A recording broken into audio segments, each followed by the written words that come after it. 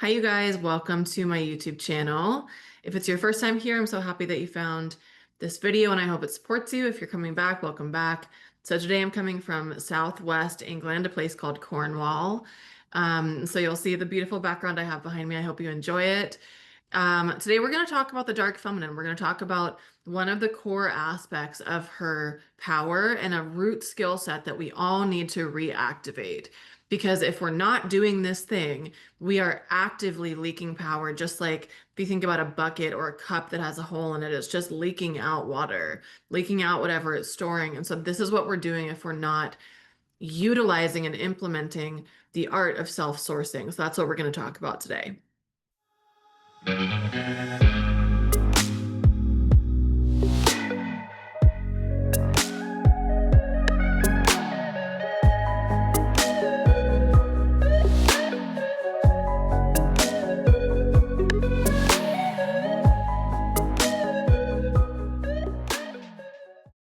So, the art of self-sourcing. First, I want to talk about what we have actually been taught to do because we need to understand what our normalized behaviors are, what our normalized way of thinking is, what our programming is, how like the design that we're given so that we can kind of see when we're doing this and choose a different way.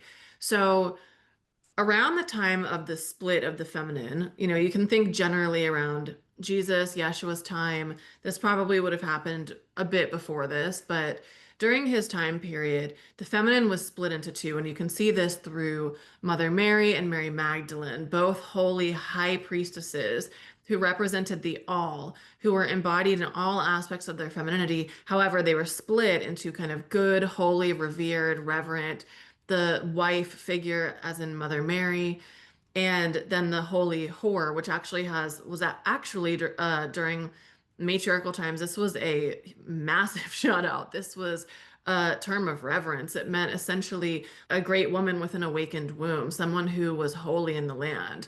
So anyway, splitting between this good girl figure essentially to the bad girl figure who was represented through Mary Magdalene, called a prostitute, which also meant a devotee of the goddess. And so there's a lot of different layerings to this story. I go into this in a lot of my teachings, and specifically, I talk about it in a deep way in the Evolution of the Dark Feminine Masterclass if you want to learn more about that.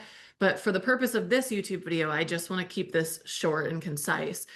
The feminine was split into two. And so the dark feminine, of course, is lining up with the bad aspects of femininity. And when we're talking about self-sourcing, this was a skill set that the women who were fully embodied in their power, this was their natural way of operating. However, in the era of the good girl, the millennia of the good girl, we have learned that in order to be good enough, somebody else has to also tell you that you're good enough. You deciding that you're impressive or that you're proud of yourself isn't enough. You deciding that you're happy on your own isn't enough. You have to have something external to prove it. So this is sort of how we started shifting out of those behavioral patterns thousands of years ago. So you can imagine how many generations of ancestors you've had during that time.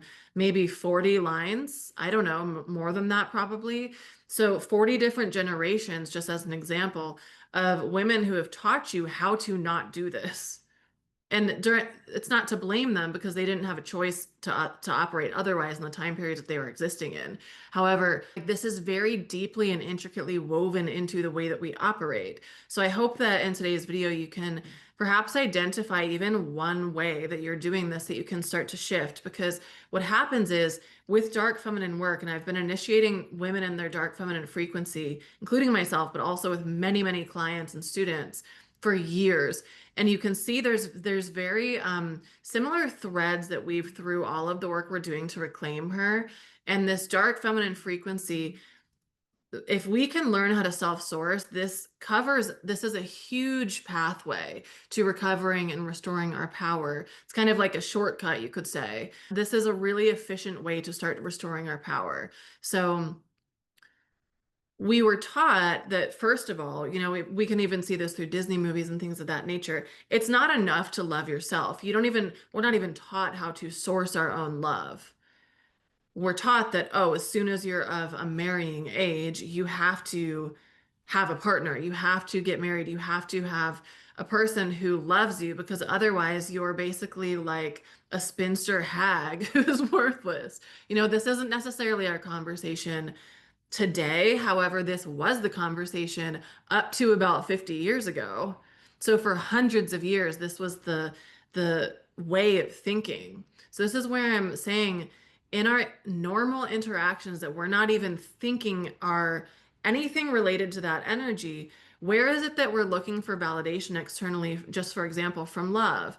Where is it that we are not learning how to source our own love within and allow that to overflow so that anything else that's coming in from love external of us is really just a cherry on top? Because what happens is when we don't know how to source our own love, we become reliant on someone else from it. So when somebody doesn't text you back, or somebody dumps you, or somebody leaves you, or even you leave them, and then you're kind of left without this source of love, we can shift in our behaviors where we're not coming from our most centered, like ideal self, right? We might become desperate. We might become clingy. We might become, and other people might become, I mean, this wouldn't be me. This is why I said other people. But on the flip side of that, you could also become distant or avoidant because you don't know how to source that within yourself and it doesn't feel comfortable. It's like, oh, don't suffocate me with your love.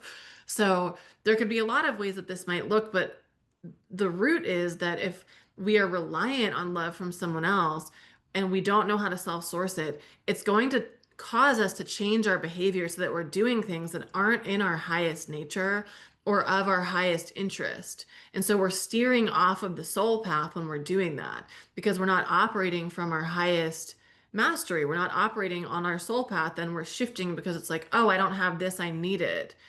And so the ego doesn't feel nourished or taken care of, and so it starts to seek outside of itself, right? We start to seek outside of our soul, which is not, then we get out of alignment essentially with who we're here to be. So one major example is in love. Another huge example is just in safety. And this covers a large area, but I want to share just kind of an example of this, just being an entrepreneur. So fellow entrepreneurs, you'll definitely resonate with this. And you probably have never even thought of this if you're not an entrepreneur. So one form of safety that we have could be a home, it could be love, it could be, but a lot of our safety comes from having money or the feeling of having resource or having access to resources.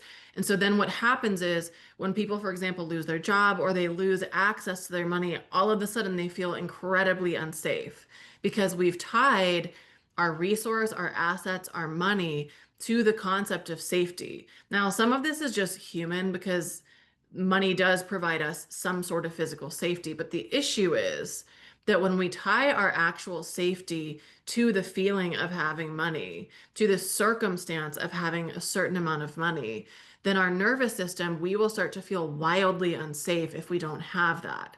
So going back to the entrepreneurial thing, when you start your own business and you no longer receive a normal paycheck is about the safest, and I don't mean safe in an actually safe way. I mean safe in sort of like a mediocre way. And I'm not saying this to be offensive, it's just true. So a paycheck is sort of the thing that feels safe. This is why people stay in jobs that they hate for their whole lives, so that they can feel safe and secure by getting a paycheck. Part of that, sure, true, whatever. But the other aspect of that is there's then this feeling of safety that is created by this mediocre paycheck that comes in, even if it's a large paycheck. But it's not actually feeding you safety in a lot of other ways. It's feeding you safety on a bare minimum level that for example, that a certain amount of money is going to be coming in. And so you, in quotes, know that you're going to have that when you need it. But then what happens when you lose a job? Then what happens when that money has to be used for something different and you no longer have that source of income?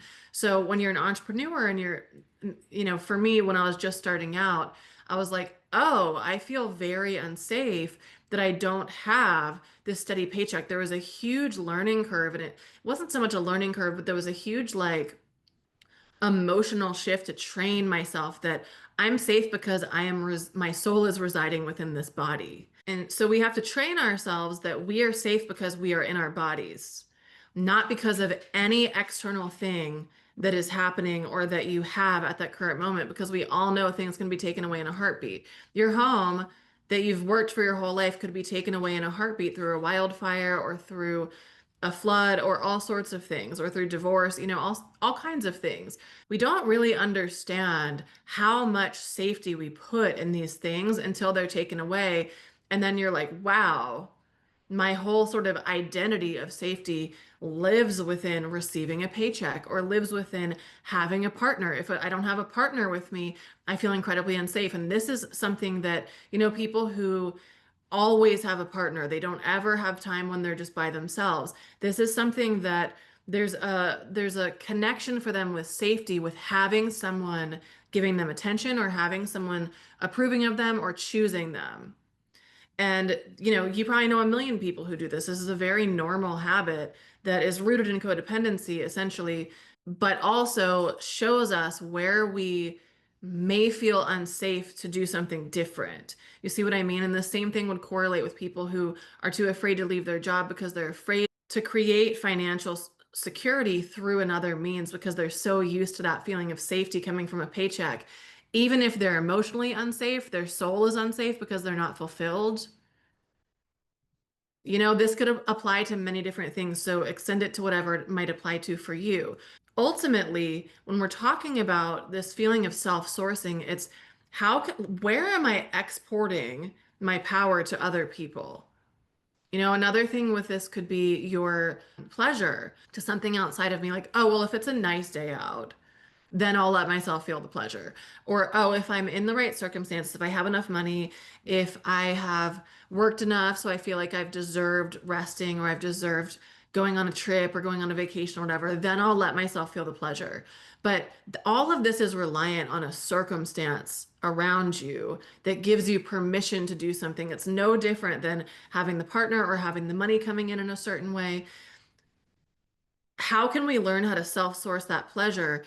You could also relate this towards peace or anything of that nature, where it has nothing to do with the energy outside of you.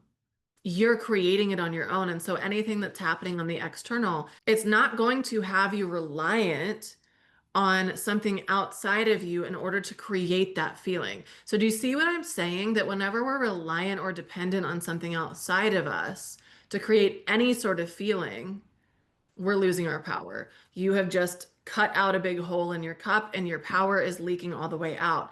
And as a seer, I will see this in people's fields, and you can see this yourself or maybe feel or perceive this yourself. Think about your solar plexus. And a lot of times I'll see it kind of like raw spaghetti noodles before they're cooked, just as lines of energy. So lines of energy connecting you out to other things that are holding your power, to belief systems or ways of being. I'll see this in a lot of ways for people, depending on what I'm looking at for them in the records when I do sessions with people. However, my point is, when we are exporting our power, you're no longer really stewarding your power. And that's a responsibility that we have.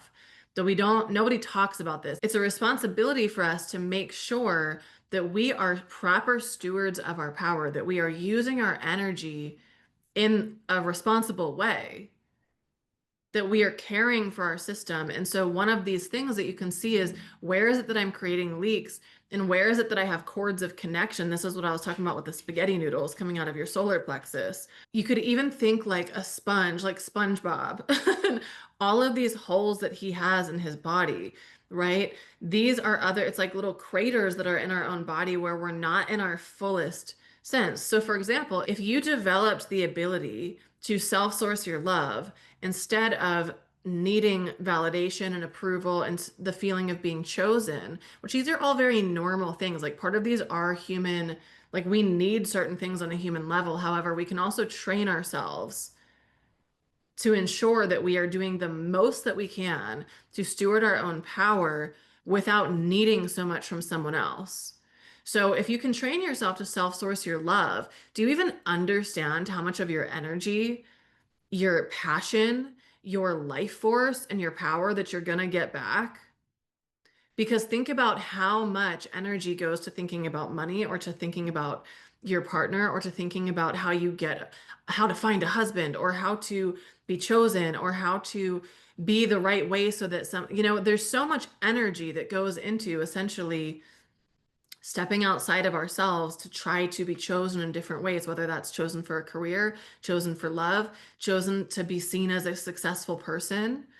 We can apply this literally to any area. So if we can kind of plug this part of ourselves that is improperly stewarding our life force frequency and is learning to get supply from other people instead of ourselves, you're going to have so much life force coming back to you. And so this is what I see the dark feminine doing. And this is one of the big reasons why she was buried, because the people at the time, and this would be considered as the church, this would be considered as the patriarchy, they're one and the same, but the patriarchy is sort of a bigger umbrella over the church, over monotheistic religion.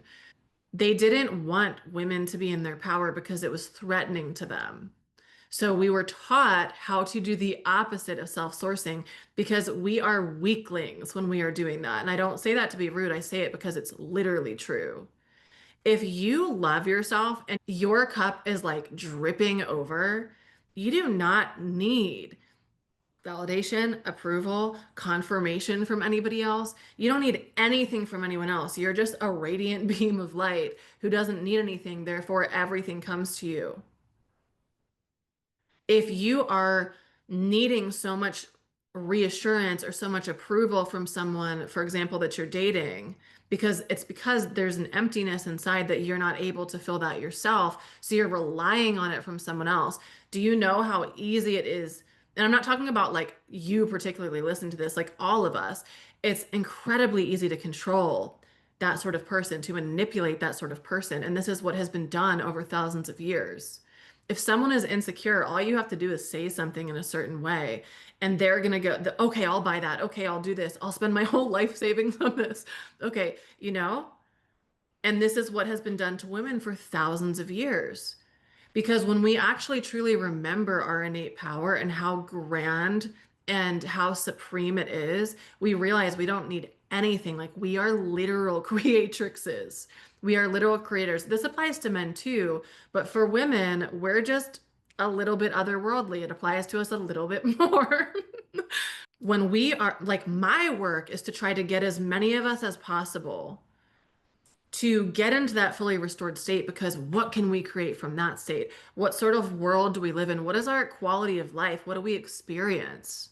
Who do we get to be from that sort of power? And I'm not talking about power over others. This is a lot of stuff that I used to teach. I had a program called Divinely Funded, and I talked a lot about sacred leadership. We don't, a lot of people have an improper understanding of what power actually means because we have seen power being so distorted and so abused. But power is really just responsibility. Power is not power over someone else. It's the power of you holding your entire life force, or as much of that as possible, and using it for the highest good of all. So, like, when you feel really powerful, how much more are you able to accomplish in a day that you're like, wow, I'm impressed with myself? Versus when you're leaking energy all over the place and you're drained, you're like, wow, I couldn't do a really basic thing right now because I have no energy. I have no power right now. We literally might say, like, I don't have the willpower. So when we're operating in our highest life force, like it's a superpower. Imagine if we were doing that all the time because we didn't have all these leaks. So this is a lot of what my work is with women, not only in the realm of the dark feminine, where we do train in this through 7 different phases of the dark feminine. And by the way, that starts pretty much now. So you should sign up for it now if you want to join. The doors are going to close September 5th. After that, it will be self-study, and I'll have more details on that later that you can find at the website. I'll put in the link. But you should join us live because we're going to be doing this work through the 7 phases of the dark feminine. It's incredibly powerful. We're starting on the lunar eclipse on September 7th, this Sunday. So I'll have the link in the comments if you want to look at that and join us. Also, I do a lot of other work with this in terms of repairing these leaks through in our energy fields. I do this deeply in one-on-one with people in the Akashic records. I can see exactly, oh, I have so much ear ringing right now. I can see exactly where your power is leaking and how you're doing that, what behavior is causing that, what program, what belief is causing that, and how to repair it.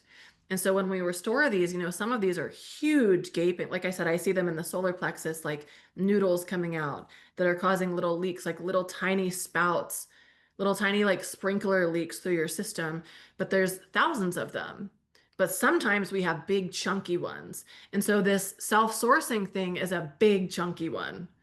When we're playing in the good girl role, which the exporting our power is a symptom of being in our good girl energy, which I have other videos about that. If you don't know what I mean by that, it's essentially the program that we have been split from the feminine. There's a good and bad version of the feminine, and we're the good version that's meek, humble, easy to control, docile, domesticated. We're not difficult. We just listen and do what we're told. Gross. But that's what women were trained to be for so long. Until probably our grandmother's age. We haven't had the permission to break out of that. It wasn't safe for women to break out of that. And so it's our job and it's our responsibility now, because in most places in the world, in a lot of places in the world, we do have safe environments where we can start to do this. And so it's our responsibility to, for ourselves, for other women, and for the entire world. So, and the dark feminine, just as an FYI, is a protector. She protects creation. She protects all forms of feminine energy, the land, the people, anything that's a form of creation, which is everything. She's the protector.